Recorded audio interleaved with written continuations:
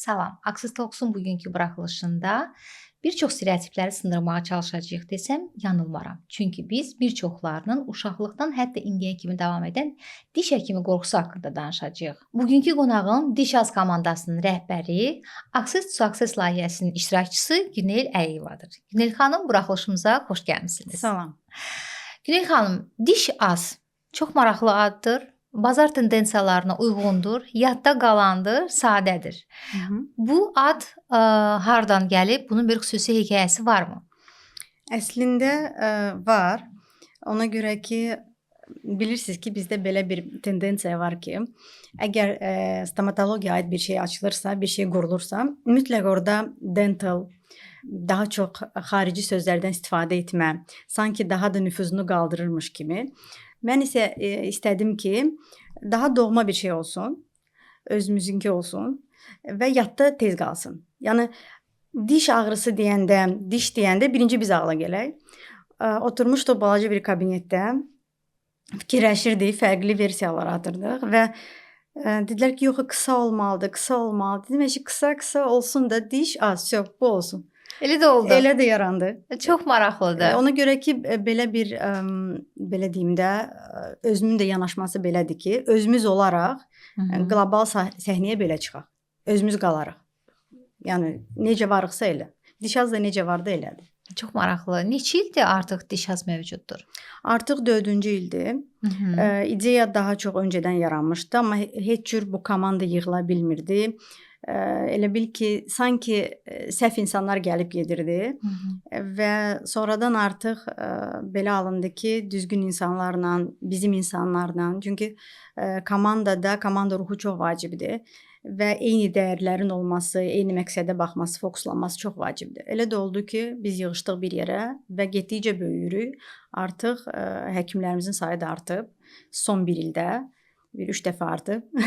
Bu da məncə onu göstərir ki, bizimlə olmaq istəyən insanların sayı çoxalır. Komanda demişkən, bilirəm ki, komandanızda sizin həyat yoldaşınız və yaxın rəfiqəniz də var. Siz komanda deyəndə bunları mı nəzərdə tutursunuz, yoxsa? Yox, təbii ki, yoldaşımdan və rəfiqəmdən savayı başqa həkimlər də var. Onlardan əlavə bir 5 həkim var. Amma onlar da ilk onlar gəliblər. Yəni ilk yoldaşım, sonra artıq rəfiqəm. Çətin deyilmi həyat yoldaşınızla? Yəni həm evdə, həm işdə. Mən bilirəm ki, siz birgə konfranslara da gedirsiniz, beynəlxalq iştirak edirsiniz. Bu qədər vaxtı bir yerdə olmaq sizə mane olmur ki? Çətindir. Nəzərə alsaq ki, biz eyni sahədəyik. O da ağız boşluğunun cərrahiyyəsinin üç cərrahıdır, mən də. Bu daha da işi çətinləşdirir və həmçinin, amma belə bir məsələ də var ki, yoldaşımla işləmə həmçinin mənə dəstəkdir və motivasiyadır. Ona görə ki, ən çox o anlayır nəyə görə bu komanda qurulub və bəzən hətta mənim belə yadımdan çıxanda o mənə geri qaytarır. Düzgün cığıra qaytarır. Ona görə həm çətindir, həm də ki, maraqlıdır. Ailə dəyərlərini korporativ dəyərlərlə, iş mühiti ilə, yəni bir miks eləmisiniz və bu kifayət qədər uğurlu alınıb. Belə deyim də, çox sevmirəm komandada deyəndə ki, biz burada bir ailəyik, ailə kimi. Çünki elə deyil, ailə tam başqa bir şeydir. Amma belə əsas odur ki, bizdə işdə belədir də, əsas fokusumuz, əsas yer bizdə pasiyent tutur. Və nə qərar verilirsə, o pasiyentin xeyrinə verilməlidir. Qalan bütün qərarlar demək ki, səhvdir. Yəni, bunu özümüzə bir nişan götürərək irəliyirik və bu bizi yönəldir. Artıq orada kim hardan gəlib, fərqlidir, yəni ailəmdən gəlməyən insanlardır. Əgər o da bu dəyər verirsə, əgər o da mənlə bu məqsədə yönlü baxırsa, o zaman problem olmayacaq və biz işləyirik. Okey, həyat yoldaşınızı bildik. Rəfiqəniz necə? Münasibətləriniz korlanmayıb? Bu qədər bir yerdə işləyirsiniz, bu qədər bir yerdə olursunuz. Biz hətta onunla bir dəfə belə bir podkast çəkmişdik ki, necə rəfiqə ilə işləmək necə olur. Belə deyim də, bəlkə də biz ikimiz də onunla ayrılıqda öz üzərimizdə işləməsəydi, alınmazdı. Amma biz hər birimiz öz inkişafımız üzərində işləyirik deyə, həm psixoloji cəhətdən öz üzərimizdə işləyirik deyə işimiz uğurlar, düzdür. İş vaxtı savaşırıq da, dalaşırıq da, sözlərimiz çəp də gəlir də. İclaslarımızda bizdə hər bazar ertəsi iclas olur. O iclasda bir saat ərzində hər şey baş verə bilər. Amma əsas odur ki, biz klinikanın qapısını bağlayandan sonra bayırda artıq rəfiqəyik. İşdə nə baş versə də çöldə bir-birimizə maksimum dəstək və ona görə belə bir problem yaşamırıq oyunu. Bu artıq bir peşəkarlıq nümunəsidir məncə. Yəqin. Siz həm həkimsiniz, həm də sahibkarsınız. Mhm. Bunlar bir-birinə mane olurmu, olmurmu? Sizin bir sahibkar kimi inkişafınız həkim kimi inkişafına mane olmurmu? Yəni bunların ikisi bir arada olanda vəziyyət necə olur? Belə deyim də, nəzərə alsaq ki, biz qadınlar ümumiyyətlə fərqli rolları həyata keçirə bilirik həyatda. Yəni mən həm anayam, həm həyat yoldaşım, həm bacıyam, həm kimisə qızıyam. Çox funksionallıq. Yəni multifunksiyonalam. Həm cərraham, həm eyni zamanda komandanın rəhbəriyəm, həm eyni zamanda blogeram və hətta kitab müəllifiyəm. Bunları ayıra bilirəm bir-birindən. Amma əsas odur ki, əməliyyat otağında mən cərraham və axşam əməliyyatın hesabatını sahibkaram və anlayıram ki, bir çoxu biz əməliyyatları sadəcə entuziyazm üzərində eləyirik. Əsas odur ki, bu yer qarışmasın. Bir çox insan hətta keçmişdə cərrah olan, sonra da sahibkarlığa keçən insanlarla mən tanış oldum son 2 il ərzində və bir çoxu mənə dedi ki, bu alınmayacaq, ya ondan gərək olasan, ya bundan olasan, yarımçıq alınmayacaq və bir ara mən fasilə vermişdim cərrahiyyəyə, hardasa bir 6 ay.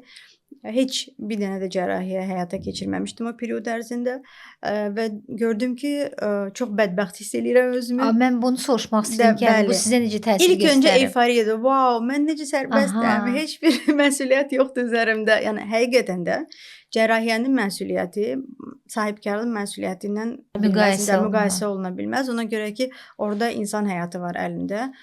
Burada isə düzdür, başqa şeylər də var, amma insan həyatından dəyərli heç nə ola bilməz. Təbii ki. Ona görə mənə ilk öncə belə necəm eyforiya gəldi. Wow, çiyinlərim sanki belə yüngül, hər şey belə əladır. Amma bir vaxt keçdikcə özümü bir boşluqda tapdım. Baxmayaraq ki, o zamanda bütün o period ərzində mən həm dəstək alırdım, psixoloqla məsləhətləşirdim. Çünki bu keçid asan bir keçid olmazdı. Ömür boyu bir şey üçün çalışmısan, sonra birdən deyəsən ki, yox, bu mənə lazım deyil. Və bir qərara gəldim ki, yox, bu məni bədbəxt edir, məni maraqlı və həyatımın vacib bir hissəsindən ayırır. Həmçinin anladım ki, mən bir çox yerdə xoşbəxt ola bilərəm, amma başqa bir xoşbəxtlik də ondadır ki, gəlirsən əməliyyat otağına, uğurlu əməliyyat həyata keçirsən, çətin olsa belə, nə bilim, tərəddüd olur əməliyyat vaxtı, necə olsa belə də, yəni. Və pasientlərdən uzaq düşürəm həmin zaman. Yəni əməliyyat etməyəndə. Bunları anladım və qərara gəldim ki, yox. Hələ ki bir yerdə yürüdəcəm bunları, sonra artıq baxarıq. Bəlkə nə vaxtsa ki, cərrahiyyə belə bir sahədir ki, həmişə deyirəm, çox qəddar bir sahədir. Oradan gərək tez gedəsən, vaxtında gedəsən ki, idmançı kimisən də, hələ ki gücün var, formadasan, fitsən, hər şey bacarırsan, o zaman istənilirsən. Sonra artıq gərək sahibkarlığa tərəf hərəkət eləyəsən. Onda belə çıxır ki, sizin işiniz sizin mənəvi qidanızdır və siz bu dediyiniz 6 ay müddətində bunu anladınız və tam businesswoman ola bilmədiniz deməyim, istəmədiniz olmağa. Hər halda siz uğurlar arzulayıram. Çünki doğrudan da siz təhsil almışsınız, bilirəm bu sahədə, buna illərlə gəlmisiniz və birdən-birə bunu sıfırlamaq mən də təsəvvür eləyə bilmirəm. Yəni bu necə ola bilər? Blogersiniz. Maraqlı kontentiniz var. Və elə orada da həmin bu çox funksionallığınızdan istifadə edib orada həm şəxsi həyatınızı, həm işinizi, həm dostluqlarınızı, həm səyahətlərinizi və son zamanlar itinizi də göstərirsiniz və insanlar artıq sizin bu çox funksionallığınıza doğrudan da görürlər və əminəm ki, bundan razıdırlar. Çətin deyilmi? Çətindir. Onu deyim ki, qıraqdan bu asan görünə bilər, amma bu da əlavə bir işdir və bu iş dəyərləndirilməlidir. O mənada ki, kim ki blogerlərə deyir ki, neynirsən, sadəcə çəkirsən, yox, bu da bir işdir, işimizin bir hissəsidir. Nə üçün mən bloqu vaxtında yaratmışdım? O zaman daha çox istəyirdim insanların, daha çox, məqsədim o idi ki, insanların fikri ağız boşluğunun sağlamlığına yönəlsin. Çünki bir neçə il artıq işləyirdim və görürdüm ki, səhv miflər var, insanlar başqa şey düşünür, inanır, hətta əmindir ki, o elədir, amma amma əslində tibdə elə deyil və başladım sadəcə belə miflər haqqında danışmağa. Bu belədir, bu belədir. Sonra başladım əməliyyatlar haqqında danışmağa ki, insanlar qorxmasınlar və mənim həmişə deyirəm ki, yadınızdan çıxmasın ki, arada qan görə bilərsiniz. Bu cərrahın bloqudur. Yəni siz nə gözləyirsiniz story-ni? Doğrudan Hər şey həmişə güllər çiçəyi ola bilməz. Bəzən əməliyyatxanadan təbii ki, etik qaydalara uyğun olaraq videolar paylaşılır. Daha çox maarifləndirmə məqsədi ilə insanları maarifləndirmə və həmçinin son illər artıq nəinki sadəcə pasiyentləri, həmçinin həkimləri, rezidentləri, tələbələri maarifləndirmək üçün kontent paylaşıram yoldaşımla birlikdə, bəzən birlikdə paylaşırıq. Onu deyim ki, daha çox maraqlı olur insanlara etimi paylaşanda təbii ki. Amma çalışıram ki, qoyduğum hədəfə zidd getməsin. Və belə deyim də, ən çox belə bir nöqtələr var bizim cəmiyyətdə, hansılar ki, stomatologiya ilə bağlıdır, ağrılı nöqtələr. Onların üzərindən çalışıram izah eləyim hər bir şeyi. İndi bacardığım qədər, necə deyim, influencer özümü hesab etmirəm. Məncə bu böyük bir sözdür. Amma ən azından mənim bloqumdan sonra ağız boşluğunun sağlamlığına daha çox fikir verirsə insan, demək ki, mən öz məqsədimə çatmışam. Mən isə sizə məhz bu sahənin insanı olaraq deyə bilərəm ki, siz influencersiniz. Çünki influencerlığın əsas prinsipi ondan ibarətdir ki, influencer özünü adlandıran bir şəxs cəmiyyətdə hər hansı bir faydası olsun və onun bir xətti olsun, həmin xətt üzərindən getsin. Məncə bu sizə kifayət qədər yaxşı alınır. Çox sağ olun. Sizin xüsusi bir SMM komandanız varmı? Çünki mən baxıram sizdə ardıcıllıq var, axarlılıq var. Yəni sizin yəqin ki, kontent planınız var. Bugün diş barəsində danışacağıq, bugün itim barəsində danışacağıq, səyahət haqqında. Bunları necə eləyirsiniz? Öz səhifəm üçün heç vaxt bir komanda olmuyor, öz bloqum üçün. Dişazın bloqu üçün vaxtilə işləmişəm komanda ilə və SMM işçisi ilə. Hal-hazırda orada da yoxdur heç kəs. Özümüzük. Belə deyim də, kontent yaranır gündəlik həyatdan. Eləcə də Dişazın səhifəsində eləcə də kontent o şəkildə. Məsəl üçün, həftə ərzində o qədər fərqli pasiyentlər gəlir və biz görürük ki, aha, bir pasiyent bizi ilhamlandırdı bu haqqında danışmaq. Demək ki, bu problem cəmiyyətdə var, buna bir toxunaq. Düzdür, bir ay öncə təxmini bir plan çizilir o öz yerində. Amma hər həftə o yenilənir və deyirik ki, bir mövzu qoymuşduq. Amma məsələn bu pasiyent o qədər toxundu ki mənə. Mən bunun haqqında danışacağam. Real кейslərdən istifadə edirsiniz. Hər zaman. Məncə elə ona görə də belə canlı alınır. Doğrudan da çox yaxşı alınır. Çox sağ olun bunun üçün. İndi gələk ən qorxulu məqama. Mən özüm də çox qorxmuşam həmişə diş həkimindən. Hətta travmam var deyə bilərəm. Niyə insanlar diş həkimindən qorxur? Əslində onu deyim ki, qorxmaq normaldır. Hətta məsəl üçün bizim praktikamızda var uşaqlar 4 yaşında gəlir, sakit şəkildə əyləşir, müalicəsini eləyirik, kafirdamla, çətin, hər şey okey. Bir il sonra bu uşaq gəlir və biz əminik ki, bu bir il ərzində bir travma yaşamayıb, heç bir şey baş verməyib. Ya 5 yaşında, ya 6 yaşında bu uşaq bizə qayıdır və artıq qorxur. Çünki qorxu bu özümüzü müdafiə etmə sistemidir də. Bəli. Və artıq onun beynində aha nəsə burada baş verə bilər kimi bir şey. Əgər travma yoxdursa, bu normaldır. Yenə də travma yoxdursa da qorxmaq normaldır, həyəcanlanmaq normaldır. Amma həyəcanlanmaq daha bəli, doğrusu. orada bir balaca qorxu hissi də var da hardasa, çünki özünü qorumaq istəyir. Amma biri var ki, travmalı uşaqlar gəlir və travmalı böyüklər gəlir. Niyə mən bunları ayırd eləmirəm? Ona görə ki, hər bir böyüyün içində bir uşaq yaşayır və o travmanı özü ilə daşıyır. Burada qorxu ilə işləmək lazımdır. Çox çətin olur. Biz hər gün bunu çalışırıq komandada. Yəni siz baxsaz bizim pasiyentlərin 90% çox qorxan insanlardır. Hətta. Və elə pasiyentlərimiz var ki, bir neçə konsultasiyada yalnız gəlir və ağlayır. Ağlayır? Bəli. Yəni deyir ki, mən ağzımı aça bilmərəm də və yaxud baxmayın ağzıma. Yəni bu insanlar həyatda işlərinə sahib olan insanlardır. Yəni işi var, gücü var. Necə deyim də, yəni belə hər şey normaldır. Amma sırf bu kürsü ilə bağlı bir qorxusu var və bununla heç nə edə bilmir. Və onun üçün biz lazımıq və lazımdırsa psixoloq lazımdır təbii ki. Biz yönəldirik. Amma özümüz də çox buna necə deyim qarışırıq. Yəni özümüz də bununla məşğul oluruq. Olur ki, pasiyent məsəl üçün son aylarda olan pasiyent məsələn belə bir situasiya idi. Gəldi, rentgen elədi. Kürsüyə əyləşdirmişəm. Deyir, ağzımı açmayacağam, baxmayın. Elə rentgenimdən baxın. Böyük adam idi də, Bəli, yəni. təbii ki. Oradan baxın, deyin nə lazımdır eləmək. Burada mən desəm ki, yox, bu nədir, oyun oynayırsan, dur, çıx, get. Yəni bu mənə ziddir. Mən anlayıram ki, bu insanın qorxusu var, ürəyində bir nəsə var.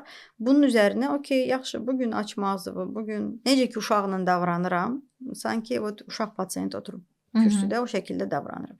Uşaqlar üçün də bundan əlavə təbii ki, kitab da yazmışam ki, harda biz kömək eləyirik bu qorxunu yenməyə. Ki, Əziz Diş Həkimində kitabı sırf bu məqsədlə yazılmışdı ki, uşaq bilsin onu nə gözləyir bu kürsüdə. Amma böyüyünlə bu şəkildə işləmək artıq olmur. Çünki onun artıq bir yaddaşı var, nəsə orada baş verib, artıq oyuna işləmək lazımdır. Addım-addım, yavaş-yavaş bir konsultasiya bəzən 3 konsultasiyaya çevrilir ki, bu da normaldır, anlayıram. Biz buna açığıq. Amma pasiyent də gərək bizə qarşı bir addım eləsin. Eləyirsə, biz uzun bir yol bir yerdə gedirik. Eləmirsə, o zaman artıq biz heç nə eləyə bilmərik. Çox maraqlıdır və insanlar yanınıza gəlir. Bütün bu konsultasiyalardan sonra siz onlara dəstək olandan sonra gəlirlər və o dediyiniz kimi ağızlarını açırlar və siz onların dişlərini müalicə edirsiniz. Və çox uğurlu keyslərimiz var. Son aylarda belə bir nəticə əldə etmişik. Rəfiqəmlə və yoldaşımla və komandamızın o birisi üzvlərindən qurduğumuz bir dənə belə bir keys var idi. Çox çətin idi və 1-2 həftə bundan öncə artıq istədiyimizə nail olduq və hamı sevinirdi. Komandada hər bir üzv buna sevinirdi. Ən çox da yəqin ki, mənimlə rəfiqəm. Çünki bu pasiyentlə biz çox uzun bir 2 ildə artıq bir yol gəlirik. Bəli, orada yəni sümükün quruluşunda bir problem var idi. Artıq yeniyetmə dövründən biz onu indi artıq 45 plus yaşında düzəldirik və tam başqa bir yüz olacaq, tam başqa bir təbəssüm olacaq. İnsan özü də çox xoşbəxtdir, həyatında bir çox şey dəyişib. Və son belə bir söz bizə deyilmişdi və biz hətta düşündük ki, bu sözü biz istifadə eləyəcəyik. Bu кейsi artıq qlobal arenada təqdim eləyəndə bu sözləri mütləq deyəcəyik ki, mən 47 il ərzində ilk dəfədir dişləyirəm. Yəni məncə bu bizim üçün çox böyük nailiyyət idi ki, belə bir şey baş verir. Bu bizi ilhamlandırır. Zaten buna görə anlayırsan ki, mən buna görə işləyirəm. Təbrik edirəm sizi bu uğurunuzla bağlı. Nə etmək lazımdır ki, uşaq deyək də, uşaqlıqdan qalır bu. Nə etmək lazımdır ki, uşaq diş həkimindən qorxmasın? Özünüz həkimə gəlməlisiniz. Mütəmadi olaraq 6 aydan bir ən azından və uşağı öz-özünə gətirməlisiniz. Uşağın yaş fərqi yoxdur. Biz orada şərait yaradır, uşaq otursun, nəsə şəkil çəksin, oynasın. Stomatoloji balaca bizdə belə bir modellər var, onlarla oynayır. Sonra artıq uşağı otuzdururuz kürsüyə, tanış olur. İlk gəlişdə heç nə. Mən həmişə deyirəm, mənə məsələn yazılırlar, gəlmişkən dişdə çəkin də. Yox, biz elə heç vaxt eləmirik. Gəlirsiniz, uşaq tanış olur. Qorxmamaq üçün bilməlidir, maariflənməlidir. Bilən insan qorxmur zaten. Ona görə uşaq da bilməlidir ki, onu nə gözləyir. Və kontrol punktları var, hansını ki biz kabinetdə mütləq eləyirik. Birincisi odur ki, mən deyirəm ki, sən əlini qaldırsan, biz də əllərimizi qaldırırıq. Heç nə eləmirik. Uşaq başa düşür ki, kontrol onun əlindədir və qorxmur. Bu böyüklərə də şamil olur. Bədən dilini öyrədirsiniz. Bəli, bu mütləqdir ki, o anlayır ki, onun ağrısı bizim üçün də elə bil ki, ağrı olduğuna görə biz dayanırıq. Yəni qəsdən, yox, döz, biz elə işləmirik. Amma biz nə elə işləyirdilər? Bizim pasiyentlərin bəxti gətirib. Mən sizi podkasta dəvət eləmişəm. Siz podkastda həmin o maarifləndirmə, həmin o uşaqlarla, böyüklərlə necə rəftar eləmək lazımdır. Bununla bağlı burada danışırsınız. Okey, bununla bağlı siz bloqunuzda danışırsınız. Bəs hər hansı bir təhsil ocaqları ilə bəlkə bir ümumi layihəniz olar. Yəni hardasa bu maarifləndirmə işinizi davam edirsinizmi? Yoxsa elə sırf öz bloqunuzda və öz pasiyentlərinizlə? Hal-hazırda mən Tibb Universitetində doktoranturada təhsil alıram. Ola bilər ki, daha çox maarifləndirmə təhsil ocaqlarına ondan sonra başlayıram. Hələ ki, özüm təhsil alıram doktoranturada və elmi işim üzərində işləyirəm. Maarifləndirməni kitabım üzərindən bəzi məktəblərdə aparmışam ki, biz kitabın təqdimatını eləyirdik məktəblərdə, uşaqları tanış eləyirdik və orada akt zalı yığılırdı və mən onun üzərindən uşaqlarla hər bir şey gigiyenadan tutmuş, yəni öyrədirdim o şəkildə. Bundan başqa Access Bankla maarifləndirmə günü keçirmişik. Diş əti sağlamlığı gününə həsr olunmuşdu 12 maya və bu da vacib idi. Ən azı ildə bir dəfə bu şəkildə maarifləndirmə aparmaq vacibdir. Həmin günü məsələn 25-ci ildə Akses Bankın oldu. Keçən ildə biz artıq başqa bir qurumdan keçirmişdik. Hər il çalışırıq ən azından bir gün maarifləndirmə daha çox böyük kütlə ilə aparaq. Bundan əlavə kitabın təqdimatı olmuşdu sərgidə və orada uşaqlar yığılmışdı və mən məhz təqdimatı o şəkildə qurmuşdum ki, oradan da maarifləndirmə getsin. Testlər yazmışdım, birinci danışırdım, sonra testlər oyun keçirdi uşaqlarla və düzgün cavab verənlərə hədiyyələr paylayırdı. Budur ki, uşaqları motivasiya edir. Böyük bir şey deyildi, sadəcə yenə də ağız boşluğuna qulluq fırça idi və s. Və yenə də bu uşaqları ilhamlandırırdı ki, daha da çox düzgün cavab versinlər və məni sevindirən hal oydu ki, yeni nəsil artıq daha elə bil ki, daha maariflənmişdi. Bu təbii ki, həm valideynlərin nailiyyətidir, həm başa düşürəm ki, məktəbdə də bu haqqında danışılır və internetdə artıq daha çox əldə edə bilən informasiya nəinki biz əldə edə bilirdik. Bundan əlavə bu yaxınlarda, yay aylarında Dayaq təşkilatı ilə birlikdə biz şəhid ailələrində olan uşaqlar üçün belə bir maarifləndirmə günü keçirmişdik və orada da yenə də uşaqlar yəni hər bir suala cavab bilirdilər və onun elmi izahatını belə verirdilər. Bu çox yəni adamı qürurlandırırdı ki, yəni uşaqlar bu dəqiqə bu şəkildə inkişaf ediblər. Və yəni yəqin ki, daha çox bloqumdan çalışıram, amma yenə də bir şans olursa, hardasa gedib maarifləndirmək, mən bunu istifadə eləyirəm. Öz uşaqlarınız necə? Dişlərini fırçalayırlar. Mən bilirəm, müəllim öz uşağını öyrədə bilmir. Həkim nə qədər öz uşağına nəzarət eləyə bilir? Belə deyim də, bu mənə də aiddir. Bütün valideynlərə də aiddir və kabinetdə də bunu deyəndə valideynlər belə şokda olur. 18 yaşa qədər uşaqlarınızın dişlərinin sağlamlığı sizin məsuliyyətinizdir. Yəni uşaq pis fırçalayır. Mən sənə demişdim axı yaxşı fırçala. Bu düzgün yanaşma deyil. Yəni o başa düşmür, anlamır o məsuliyyəti, ondan sonra ola bilən ağırlaşmaları anlamır. Nə qədər desək də hələ ki beyin o şəkildə inkişaf eləməyib. Ona görə özləri fırçalasa belə mən üzərindən keçirəm fırça ilə. Həmişə deyirəm belə bir fırça var, valideyn fırçasıdır o. Onda belə mono şəkildə belə şeylər var, tükçüklər var. O fırça ilə mütləq hər bir valideyn, ana, ata fərqi yoxdur, kim bunu edə bilirsə, mütləq uşaq fırçalayandan sonra yalnız bu şəkildə, belə yox ki, sən fırçalaya bilmirsən, ver mən fırçalayım, yox. Bu şəkildə də demotivasiya olacaq. O fırçalayır, sonra belə bir komissar kimi gəlirsən və başlayırsan təmizləməyə, baxmağa, harda nə var və mütləq tərifləyirsən ki, sən nə gözəl eləmisən, nə gözəl təmizləmisən. Çünki yəni bu şəkildə yalnız motivasiya etməli. O qədər bu bezdirici bir şeydir ki, diş fırçalamaq. Yəni bunu yalnız siz deyirsiniz. Təbii ki, yəni 3 dəqiqə durursan və bu işlə məşğul olmalısan. Ona görə maksimum motivasiya eləmək lazımdır ki, uşaq da bunu istəsin eləməlidir. Yəni istəməsə zaten nə edirsə eləyin, eləməyəcək. Belə bir statistika var ümumiyyətcə, dünyada insanların neçə faizi düzgün və sevə-sevə dişini fırçalayır? Yox, məncə elə bir insanlar yoxdur. Ümumiyyətcə yoxdur. Sevə-sevə dəqiq yoxdur.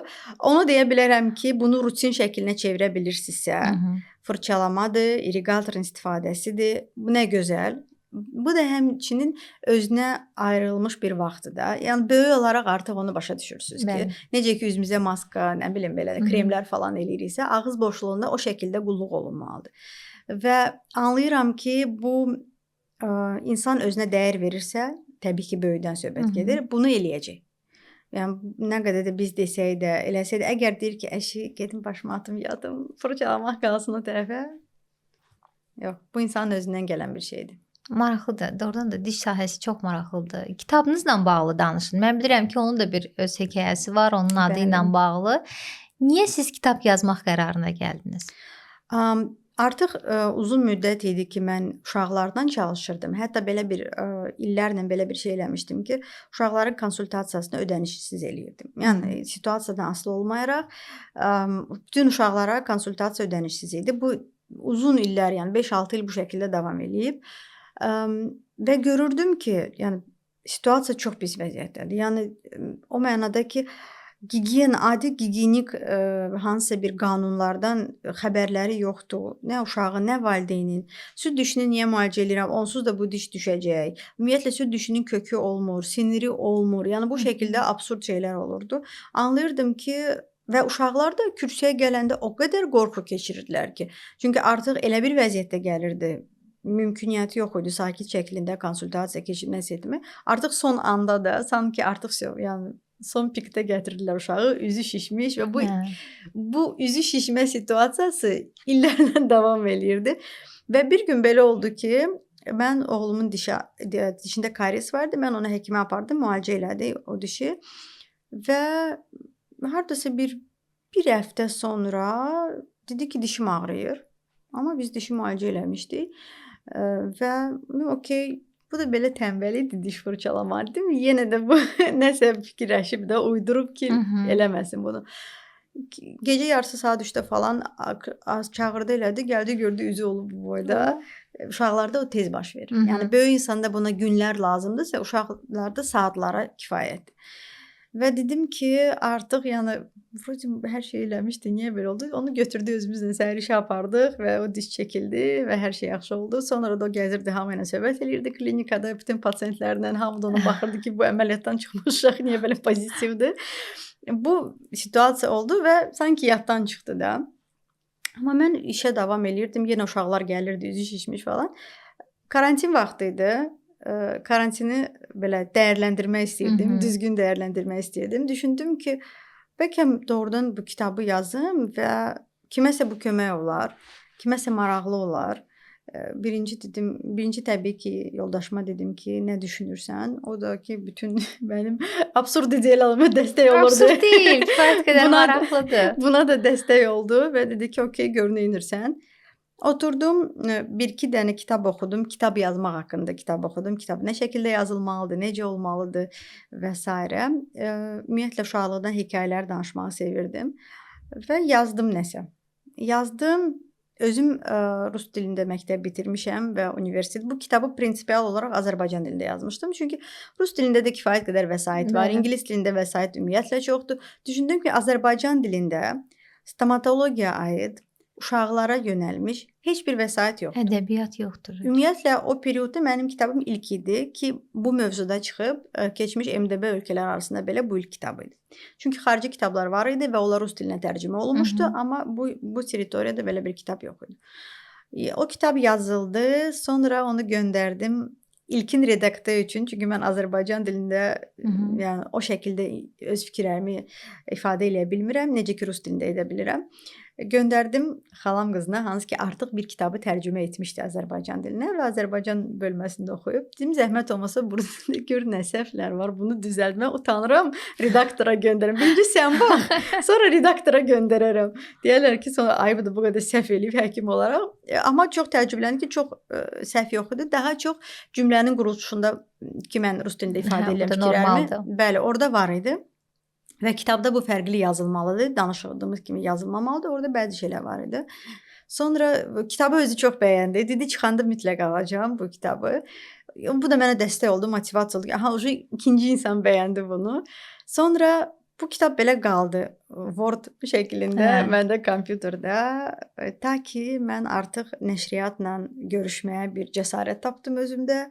Və getdim, görüşdüm və dedim ki, bilirsinizmi, bir ideyaya özün inanırsansa, başqa insanları da inandıra bilirsən. Bəli, o yerdə ki, sən biraz tərəddüd edirsən, heç kimi inandıra bilməyəcəksən bunu. Heç fəs. Ona görə nə vaxt ki, mən 100% əmin oldum ki, bu düzgün qərardır və hər şey okeydir və bir kitab yazmaqla mən yazıcı olmayacağam və hər şey okeydir. Çünki məndən sonra gözləyirdilər belə bir performans ki, bilirsiniz, sizi bir sərgiyə dəvət eləyərik. Amma bilirsiniz, sizin kitabınız balaca prins qədər satılmır.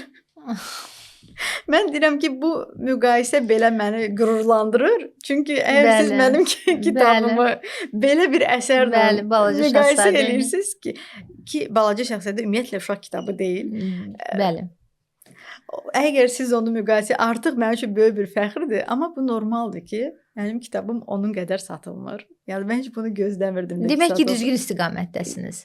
Təbii ki, təbii Amma ki. kitabın adı da bir hekayədir. Bəli, əziz diş həkimində iki cürlü anlamaq olar. Həm əziz, dəyərli diş həkimində, həm də ki əziz ad olaraq ki, böyük oğlumun adıdır və o situasiya ki, o ilə baş vermişdi, üzünün şişməsi falan, onun həkimə gəlməsi haqqında.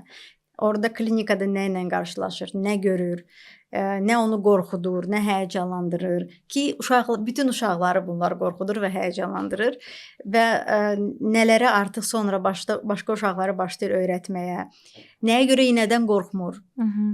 Bir çox uşaqlar demək olar ki, bizim əhalinin 90% iynədən qorxur. Mən özüm də iynədən qorxuram. Mən də qorxuram. Ona görə orada bir valideynlərə də tövsiyələr var. Nə şəkildə eləsəz daha yaxşı olur. Təbii ki, uşaqları da maarifləndirmə əsasdır. Mən əvvəl düşündüm sizə deyim ki, tanışlarımın uşaqlarını sizin yanınıza göndərəcəm. Amma məncə elə tanışlarımı göndərim sizin yanınıza. Çünki biz hamımız həmin bu travma ilə illərdir yaşayırıq və siz onlarla belə danışsanız və onlara yəni maarifləndirici belə söhbətlərinizlə məncə onlara köməkli ola bilərsiniz. Çünki məncə mən artıq sizin yanınıza gələ bilərəm. Nə xoş mənə. Çox sağ olun. Çox maraqlı həmsöhbətsiniz. Öz peşənizi sevdiyiniz bilinir. Çünki doğrudan da danışdıqca görünür ki, zövq alırsınız. Biz sizlə necə tanış olmuşuq? Access Bankın Access to Success layihəsindən. Bu bizim bankımızın qadın sahibkarlığına dəstək bir layihəsidir. Bu arada biz 4-cü dəfə artıq layihəni hazırlayırıq və noyabr-dekabr aylarında yenə də təlimlər davam edəcək və biz yenə də bağlanış mərasiminin, açılış mərasimini sizi gözləyəcək bir qonaq qismində.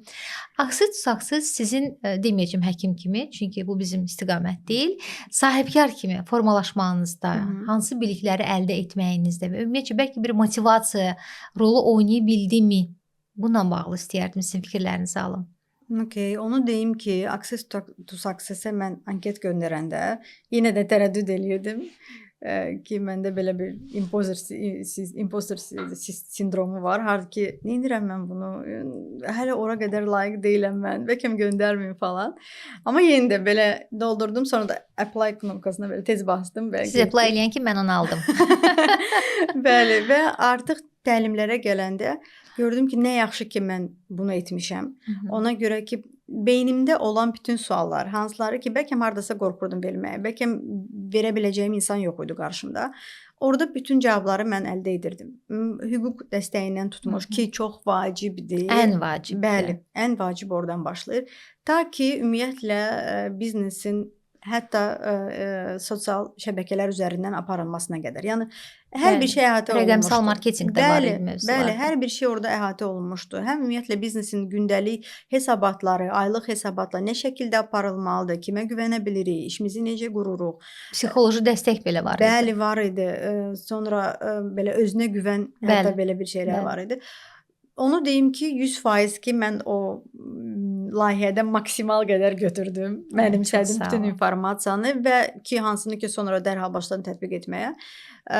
Və hətta belə deyim, bir təlim var idi orada. İşçilərinlə necə sən əlaqə qurmalısan, necə tanımalısan olur. Orada belə bir test verilmişdi. Sonra gələn kimi komandada o testi hamını elədim. Elədiniz. Anlamaq istədim ki, görüm qarşımda oturanlar kimlərdir və düzgün yollarla danışırammı? Ki, mənə çox kömək oldu. Həqiqətən də həm motivasiya oldu ki, özünə inanasan. Çünki ətrafda o qədər qadınlar gördüm, hansılar ki, necə gözəl işlər görür. Bu fərqi yoxdur. Balaca bir şeydir, fərdi sahibkardır və yaxud da artıq böyük bir kompaniyada ya korporasiyada və s. Heç bir fərqi yoxdur. O insan necə özünün işini görür, inanır, ətrafdakıları ilhamlandırır, cəlb edir və iş yeri yaradır. Yəni bunları görəndən sonra inandım ki, hər şey mümkündür. Qadınlar ümumiyyətlə çox böyük bir gücdür və hər şeyi bacarırıq və bacarmaqdan əlavə ətrafdakılarımıza da dəstək oluruq. Şübhəsiz ki, biz beləyik. Çox sağ olun Günel xanım. Çox maraqlı həmsöhbətsiniz doğrudan da və mən ümid edirəm ki, növbəti Access to Success-də sizi qonaq qismində görəcəyik. Siz həm də çox maraqlı bir prezentasiya ilə çıxmışdınız öz layihənizlə bağlı. Bəli. Məncə bunu bir daha göstərə bilərsiniz. Çox sağ olun, çox xoş oldu. Mənə də çox maraqlı idi sizinlə söhbət etmək. Bundan əlavə Access to Success nə vaxt istəsə, o vaxta gələrəm. Çox sağ olun Günel xanım. Sizə uğurlar. Çox sağ olun. Belə, bugünkü buraxılışımızdan sonra yəqin ki, bir çoxları anladılar ki, diş həkimindən qorxmaq lazım deyil və əksinə mütəmadi olaraq diş həkiminin yanına getmək lazımdır. Və diş həkimindən qorxunun əsas səbəbi məhz az məlumatlı olmaqdır. Sağ olun, gələn görüşlərədək.